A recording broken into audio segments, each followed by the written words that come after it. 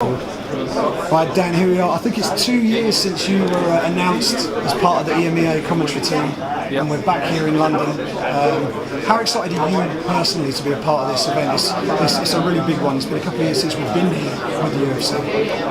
I'm honoured to be a part of it, to be honest. I mean, the only step up from this is to be actually on the card myself, and to be Octagon side, calling these fights and interviewing the winners.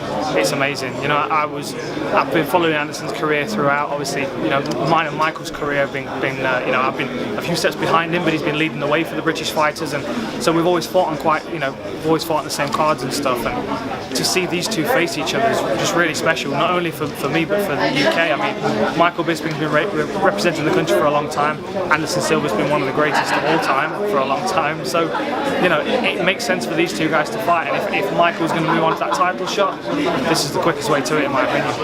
Give us just a very quick word about the relationship between yourself and John. I know you were kind of thrown together at first, and it was a bit sort of sink or swim. How will you mesh?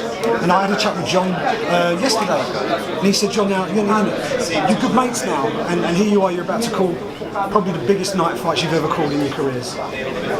John and I were somewhat thrown together. I mean, we spoke briefly on the phone before we met and did a screen test, but to be honest, just with the passion that he has for the sport, it was so easy for us to get on straight away. And my shortfalls in commentary are made up by his, and my strengths are make up for his shortfalls. So we complement each other very well. I mean, he's very much a prepper. He likes to be prepared and have all his notes ready and stuff, whereas I like to kind of feel it a bit more. So we work together really well, and I think that just seeing the hard work that he puts in, he's gaining respect from the fans. People are realising that he is serious about this sport. I mean, he's been a fan since before the UFC even knew John Gooden was. He's worked up to this spot, he's earned this place. So it gives me confidence to have him sat beside of me when we are calling the fights, because I know he knows his job. It's a great card for British mixed martial arts. I think there's only 3 fights in the card that don't have a British competitor involved in it. Other than the main event, which is obviously hogging all of the limelight, pick out 1 or 2 fights that you're particularly looking forward to from a stylistic point of view as a competitor yourself. Well, Brad Pickett's the obvious one. I think Francisco Rivera is a really tough fight for anybody in that division. I think he's quite reckless, but he hits hard, which makes him dangerous.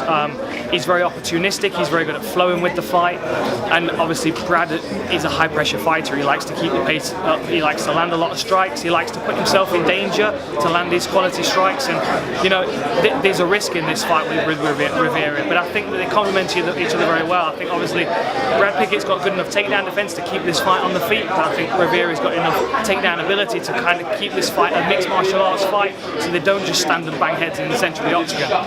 I mean, Tom Breeze is not an obvious pick for this one, but I think everyone sees him as a favourite in this fight. I mean, if he falls to something in this fight, like a crafty submission, it's going to be experience alone that's going to win it for Nakamura, because I think Tom Breeze edges it everywhere else. But then, we look down the card. I mean, the other one that stands out to me is Mike Wilkinson against Makwan Amirkhani. Makwan has looked great since he stepped into the UFC. He's had less than two minutes octagon time.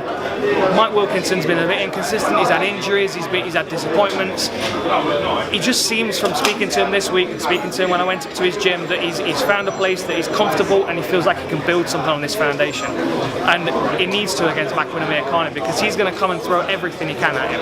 And Makwan is a momentum fighter. If he feels the fight's going his way, even before it started with the Andy Ugle fight, he knew he could catch him off guard with that. Whereas obviously with the Masio Fullen fight, that was a case of breaking him down and exposing that weakness. But he likes to create chaos, and Mike is going to have to stick with his game plan, stick with his discipline if he's going to come through in this fight, because it's a tough one for both guys. I know, I'm sure you feel the same. In this country, we obviously take extra interest in the growth of the sport and the growth of the UFC here in the UK. It feels to me, at least, that it seems like we're reaching a bit of a tipping point where there's a glass ceiling that we're banging our heads against now, and that maybe one or two key things could happen in the next few months, and then we could really see the sport explode into the mainstream. What's your view on that? I think you're right. I think this card alone is going to really send shockwaves through the country as far as popularity goes, as far as attention goes, because the beauty of this event is that we have so many different fighters from different backgrounds, all up and down the country, from different areas of the country that can interact with different fans and be what's the word? Fans can be more familiarised with the fighters on the card because they maybe come from a closer town to them. I mean, obviously Michael, a lot of people from Manchester support Michael because he's from nearby, and obviously I had good support in the Midlands. We have Brad Pickett, who's got great support in London, great support in London. So up and down the country, I think every market and every region has got a fighter that it can claim as its own. And I think every one of these fighters is at the stage in their career right now where this opportunity on this card can push them into the limelight like never before. I mean, if they can all look at Tom Breeze, he's found his way onto the main card after 2 fights, but 2 amazing performances. And if you look down and you look at guys like Davey Grant and you look at Bradley Scott and obviously Scott Askham, they're at that stage where they can step up with that one amazing performance and take a main card spot. And I think that we've got enough fighters on this card to make a real statement about British mixed martial arts, and I'm looking forward to watching it play out. Really appreciate the time. Enjoy the fights. Will do. I'll see you in fight night. Yes, mate. Good to see you. Cheers. Really appreciate it. Thank you, mate. Anytime. Good to see you again. Yeah, and you.